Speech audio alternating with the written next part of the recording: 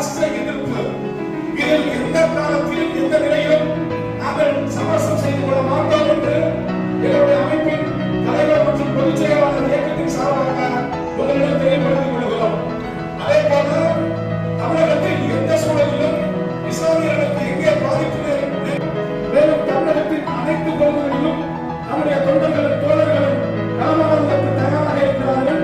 எனவே பிறந்த மனதோடு அவர்களையும் மாநில மாணவரணி செயலாளர் அன்பு சகோதரர் தியாகேசன் அவர்களையும் மதுரை மாவட்ட இளைஞரணி செயலாளர் மேலும் தமிழகத்தின் அனைத்து பகுதிகளிலும் நம்முடைய தொண்டர்களும் தோழர்களும் களமாடுவதற்கு தயாராக இருக்கிறார்கள்.